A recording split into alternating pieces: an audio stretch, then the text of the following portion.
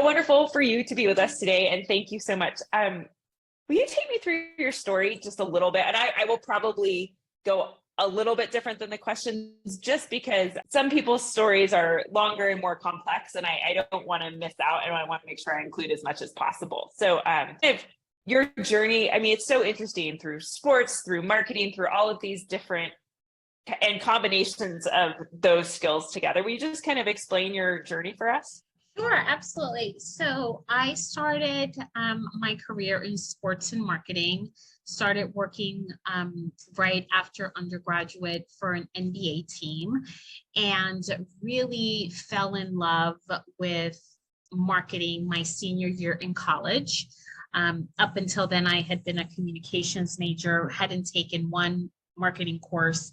And after I did an internship at Madison Square Garden Network and sat next to the marketing people, I'm like, I need to go find out what they're doing because that's what I want to do. So I went back to school, took a marketing course, and landed my first job with the New York Knicks, and really took an interest in the psychological part of marketing, understanding that sport is something that really unites people, and really had a wonderful boss who took me under her wing and taught me everything about marketing, understanding how the principles of marketing were being applied in the sports realm.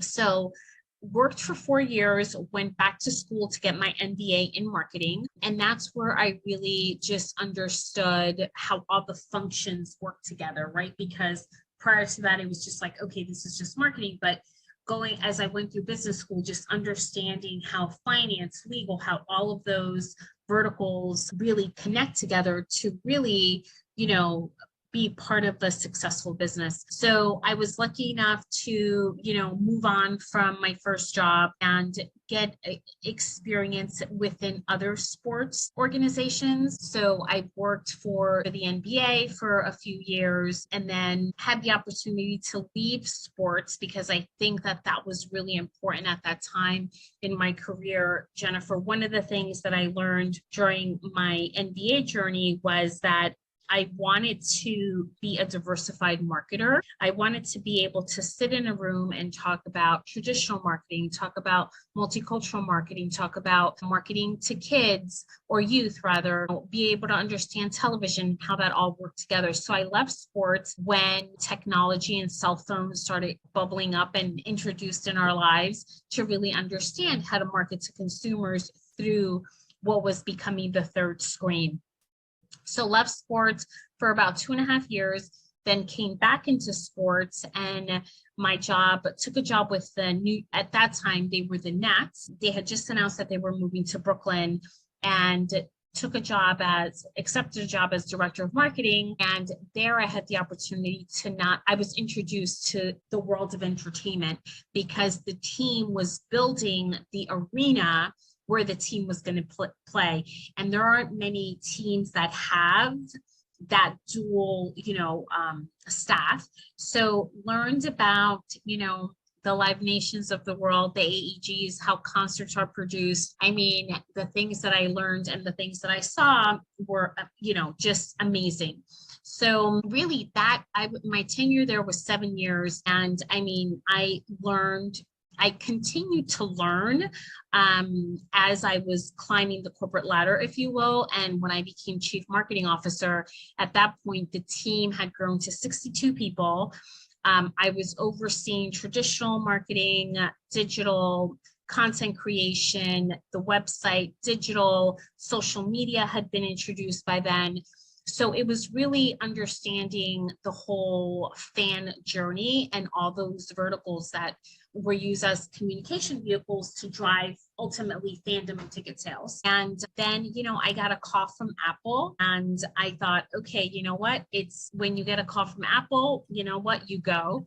So went to Apple and really despite the fact that my time there was short, what I learned was how intentional they are with their product development and how they really, really develop products to enhance people's lives. So while you may think that, you're carrying around an iPhone, they have really dove into how that's really enhancing your life.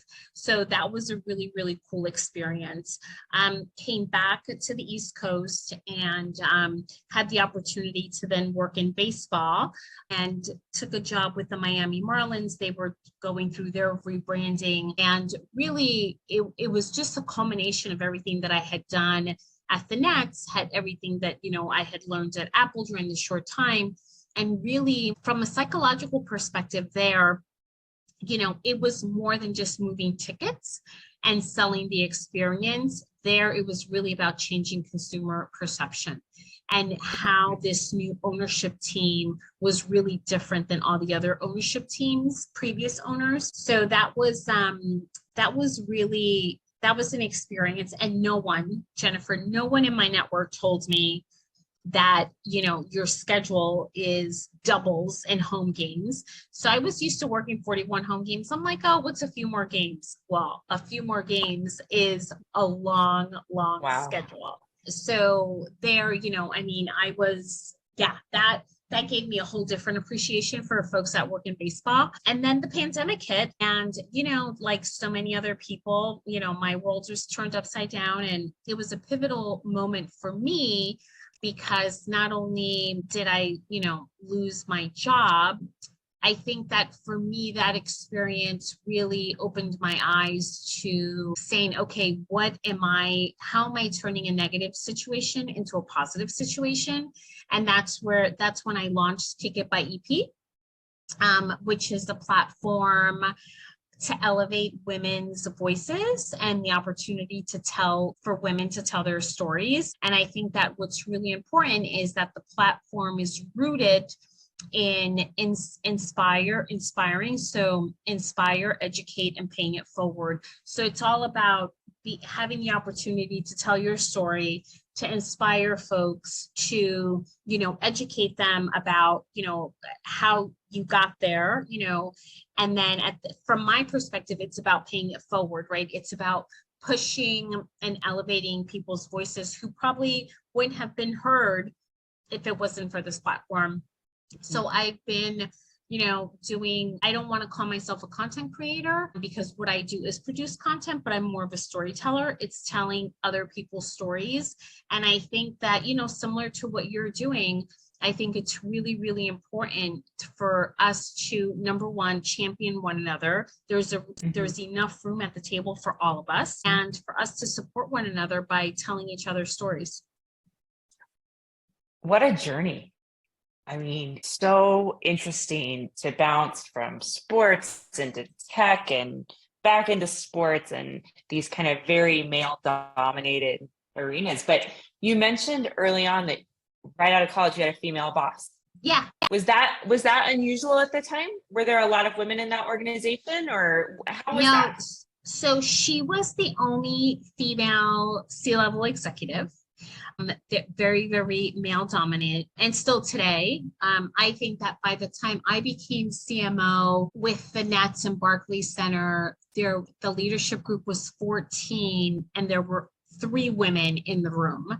And at that, what was great was that 2 of us were, women of color, which when I entered into the industry, it wasn't like that. You did not see, not only did you lack the presence of women, but there was also a lack of diversity in the room. How important was that for you to have a female boss early on? Well, I think it was important to me for many reasons. One is she became my mentor without her even knowing it. One of the things that when I had graduated from college, one of the things that our advisor had said to us was, research who you want to become, understand their path and how they got there. And, when I started working for this woman, I read her bio, and she was an inspiration for me to go to school to get my MBA. She had an MBA, so I wanted an MBA. Mm-hmm. She had worked in CPG. I was like, I'm going to get my MBA and I'm going to go work in CPG. I never was able to crack the CPG code. I think I was already too far in sports. So, till this day, she is my mentor, and we have a great relationship. And I tell her all the time, I'm like, I literally modeled my career after you. And I think that had she been a man, I don't think I would have had that experience. That's great. It's amazing when those people come into your life, and it's often accidental. I feel like for a lot of women, it's just, we don't have the luxury sometimes of searching out who we want to be our mentors, because there's not that many people to choose from, or they're difficult to find. And so when I had a very similar experience in medicine that I owe my medical career to, and that relationship is still super important to me today, so it's just amazing how long those relationships can last. So what words do you describe yourself when you're at your best? So I describe myself, the words that I use are passionate, driven, and nonstop. I believe that my drive has gotten me to where I am today. And I think that I'm going to answer this, pre-pandemic, it was all about work, work, work, work, work, right? Because it was just like, it's like, I have to work, I have to get to this certain level, and I have to maintain, and it was just like, that was the North Star. And it was all about my career. My career was, the most important thing to me. And I think post-pandemic, I can tell you that it's not that. I think that right now it's really about pushing goodness into the world, and, really focusing on how I can contribute through inspiring, educating, and, paying it forward to others and being of service. This is going to be this is just more conversational. Do you think the pandemic primed people to be able to receive that message? I would say that a year coming off of the pandemic, yes. I think now in 2023, I think everybody's back in the rat race. I think, and I see that, and I say that because I see it. And I also think that during the pandemic, people, specifically in sports and entertainment, Jennifer, people were much more willing and open to having conversations, to connecting, where now it's like, what's in it for me in order for me to give you your time, which I think, it's similar to what happened here in New York when 9/11 happened. After 9/11, for years, I mean, people were so courteous and they were so nice.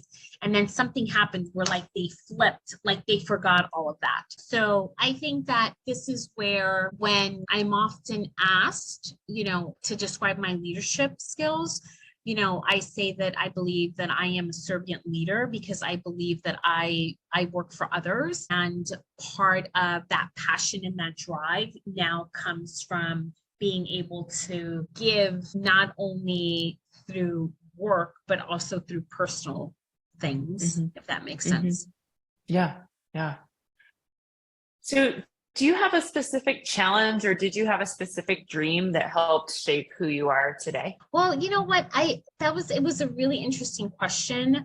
So, I think that what has shaped me today is that my parents really taught us the importance of education. Both of my parents were blue collar workers, didn't have, an education, and they really, really instilled that it's like, if you're educated, that's something that people can't take away from you, right? They can take away your job, they can take away your house, they can take away your car, but the one thing that they'll never, ever be able to take away from you is your education.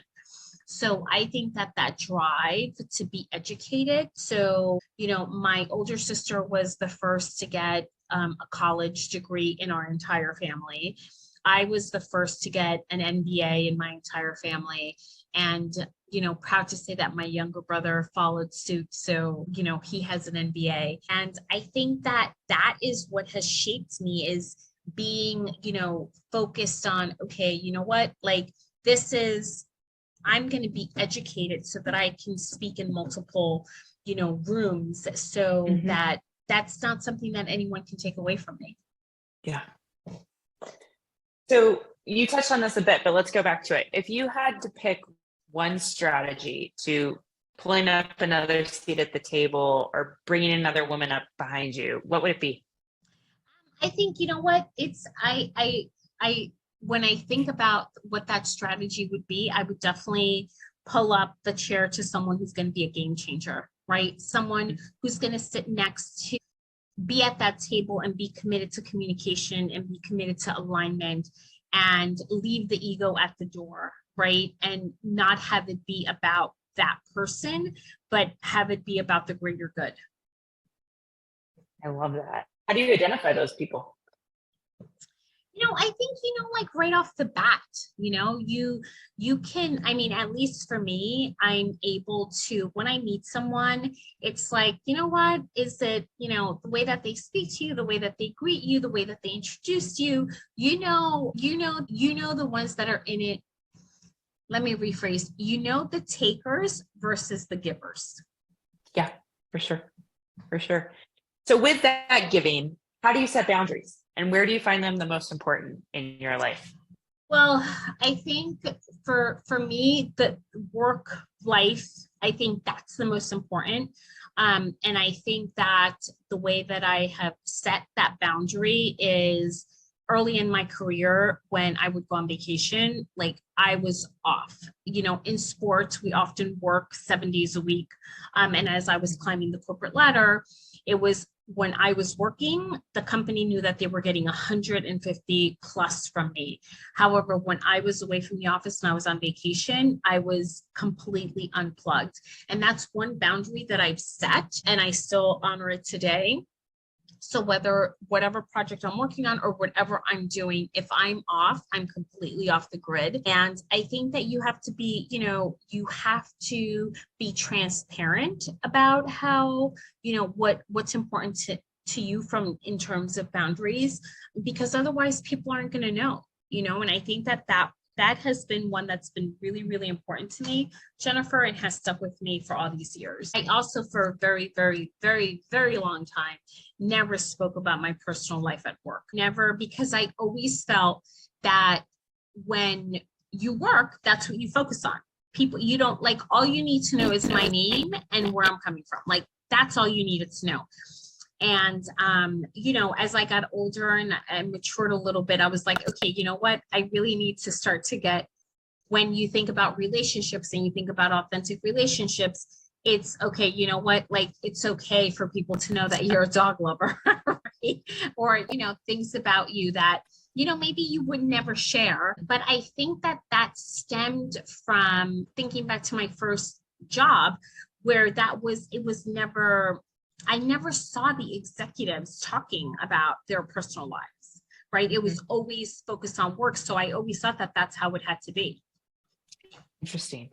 So what advice with that? And I really appreciate, your vacation time, you were off and setting those boundaries. And that can be really hard to do when you're pretty junior in your career. I think especially, the more and more women I've talked to, and I'd be interested to hear your experience in this area, there's often the sentiment that I have to work harder, faster, better.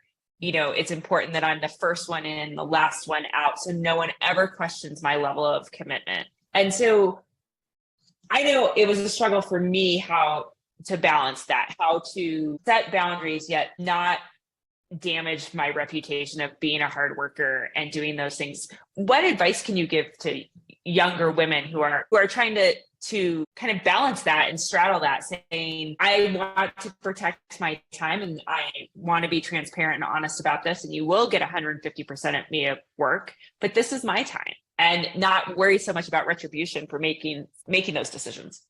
Yeah, you know what? The way that I answer that is when you're given an offer letter, in that offer letter, it usually states your vacation time and your personal time, right? So the way that I look at it, and the advice that I would give folks, is if you're at a job and part of your compensation package is that you get 2 weeks vacation, you should take your 2 weeks vacation, because you're paying into those 2 weeks vacation.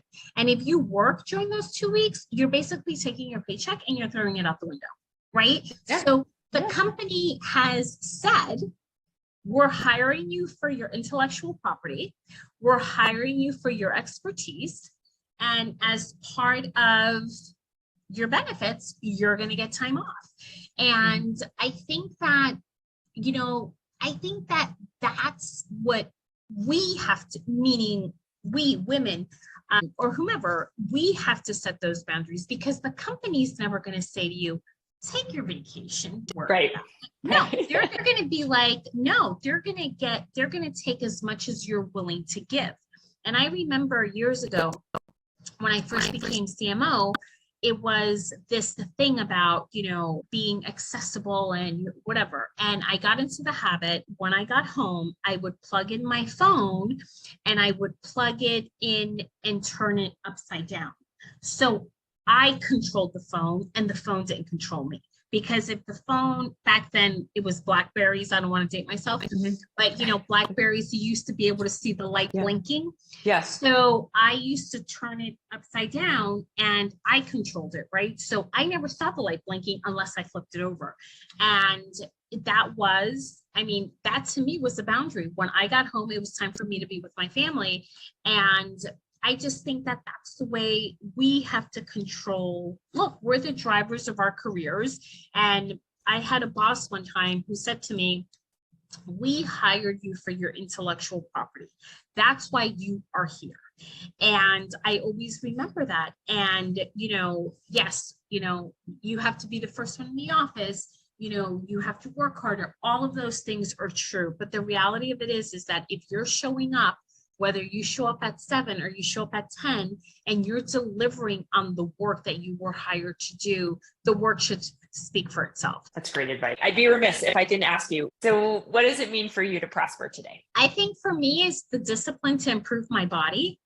And what I mean by that is I am committed to being healthy and strong. However, I know my limits, right? So I'm not an athlete. I'm not, you know, I've never been thin in terms of, you know, just my body type. However, I stopped going to the gym, and now I use my own body to build my own strength.